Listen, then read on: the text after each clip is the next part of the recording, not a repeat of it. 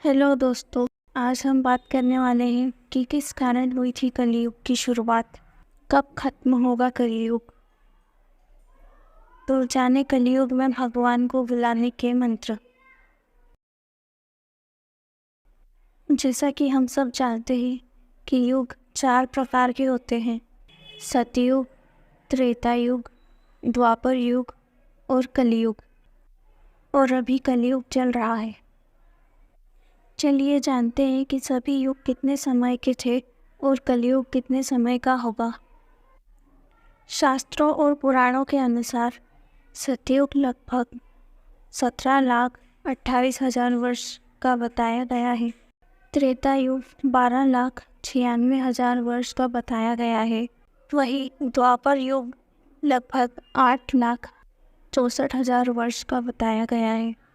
और कलयुग 4,32,000 वर्ष का बताया गया है।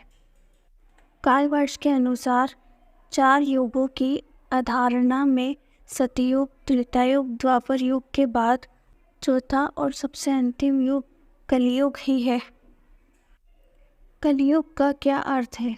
कली की आयु, अंधकार का युग, झगड़े, पाखंड की उम्र। चलिए जानते हैं कि कलयुग के आरंभ के बारे में गीता में क्या लिखा गया है। यदि प्राचीन पुराण को देखा जाए तो उसमें संसार के अंत के बारे में कई बातें बताई गई हैं। अतः गीता में भी भगवान विष्णु ने कलयुग के आरंभ होने एवं संसार के अंत के बारे में कई बातें बताई हैं। ऐसा बताया जाता है कि भगवान शिव ने विष्णु जी को संसार की जिम्मेदारी सौंपी थी और भगवान विष्णु ने ही गीता में कुछ भागों में कलयुग के आरंभ और अंत के बारे में बताया है। आइए जानते हैं कि श्री कृष्ण ने कलयुग के बारे में क्या कहा है। कहा जाता है कि श्री कृष्ण ने महाभारत के काल में ही कलयुग का विस्तार पूर्वक वर्णन कर दिया था। कलयुग में लोग कैसे होंगे, जीवन कैसे व्यतीत होगा, लोगों का व्यवहार एक दूसरे के प्रति कैसा होगा, यह सब बातों का श्री कृष्ण ने पहले ही वर्णन कर दिया था। महाभारत काल के समय श्री कृष्ण द्वारा वर्णन की गई 5 मुख्य बातें जो हमें कलयुग में देखने को मिलती हैं। महाभारत काल में 5 पांडवों के मन में कलयुग के बारे में जानने की जिज्ञासा थी। पांडवों ने श्री कृष्ण से पूछा, कलयुग में मनुष्य कैसे होंगे, लोगों के विचार कैसे होंगे और मोक्ष प्राप्ति कैसे होगी। यह सुनकर श्री कृष्ण ने 5 पांडवों को वन में जाने को कहा और कहा कि जो भी तुम वहाँ देखो मुझे आकर विस्तार से बताना। तब 5 पांडव वन में जाकर वापस आते हैं और वे बताते हैं कि उन्होंने युधिष्ठिर महाराज के एक हाथी को देखा और वह बहुत ही आश्चर्यचकित हो गए। जब उन्होंने भगवान कृष्ण को इस बारे में बताया तो कृष्ण ने कहा कि कलयुग में कुछ लोग राज्य करेंगे जो बोलेंगे कुछ और करेंगे कुछ और। यह लोग दोनों ओर से शोषण करेंगे। भीम ने जंगल में एक गाय को देखा जो अपने बच्चे को इतना चाट रही थी कि बच्चे का रक्त निकल रहा था। भीम यह देखकर दंग रह गया और भगवान कृष्ण से आकर कहा कि हे कृष्ण, बताइए कि कलयुग में मनुष्य अपने बच्चों को इतना प्रेम करेंगे कि ऐसी ममता के कारण उनका विकास ही रुक जाएगा। अगर किसी और का पुत्र साधु बना तो वे उसके दर्शन करेंगे, लेकिन अगर खुद का पुत्र साधु बना तो दुखी हो जाएंगे और रोएंगे कि मेरा पुत्र किस राह पर जा रहा है।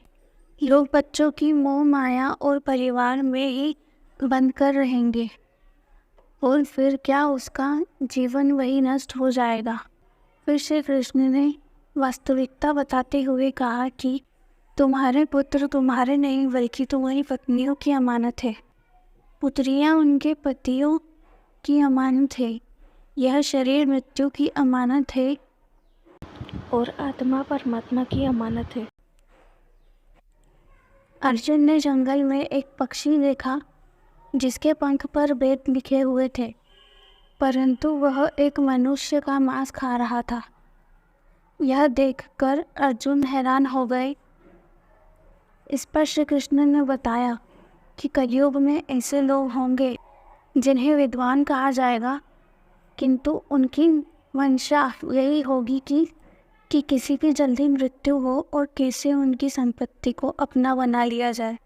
मनुष्य कितना भी बड़ा हो, परंतु उसकी दृष्टि संपत्ति पर होगी। ऐसे लोग बहुत होंगे जो दूर से धन को छीनने के लिए उतावले हो जाएंगे। वास्तविक संत तो कोई और ही होगा।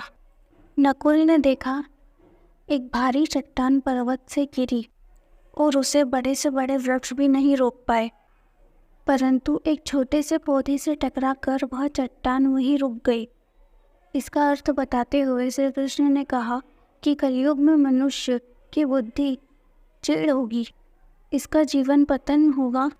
एक पतन को धन सत्ता के वृक्ष रोकने के सक्षम नहीं होंगे, किंतु हरि नाम लेने से मनुष्य के जीवन पतित होने से रुक जाएगा। भजन कीर्तन से मनुष्य की बुद्धि प्रबल होगी। सदैव ने जंगल में अनेकों कुएं देखे, जिसमें से केवल बीच का एक कुआं खाली था जो कि सबसे गहरा था। श्री कृष्ण ने इसका वर्णन करते हुए कहा कि कलयुग में धनी व्यक्ति अपने शौक के लिए पुत्री विवाह एवं उत्सवों में बहुत धन खर्च करेंगे, परंतु यदि किसी भूखे को देखेंगे तो उसकी सहायता करने में किसी की रुचि नहीं होगी। इंद्रियों की संतुष्टि, मदिरा पान, मांस भक्षण और व्यसन में धन खर्च किया जाएगा, और जो लोग इस सब बातों से दूर होंगे उन पर कलयुग का नहीं बल्कि परमात्मा का प्रभाव होगा। आइए जानते हैं कि कलयुग में भगवान के दर्शन कैसे पाए। भगवान के दर्शन कलयुग में पाने के लिए यह मंत्र दिए गए हैं। शास्त्रों में भी इन मंत्रों का उल्लेख किया गया है। कलयुग में कौन से भगवान आएंगे? कलयुग में भगवान विष्णु कल के अवतार लेकर आएंगे और यह कलयुग से बुराई का अंत करेंगे। इस दुनिया में बुराई मिटाएंगे और फिर से एक ऐसी दुनिया का निर्माण करेंगे जहाँ पर बुराई का कोई अंश नहीं होगा। कलयुग के अंत के बाद सतयुग की शुरुआत होगी। कल के अवतार का जन्म कब और कहाँ होगा?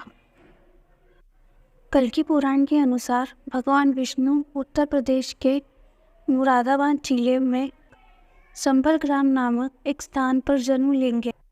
वहाँ विष्णुयस्त नामक ब्राह्मण की पत्नी सुमति के गर्भ से भगवान कल्कि पुत्र रूप में जन्म लेंगे।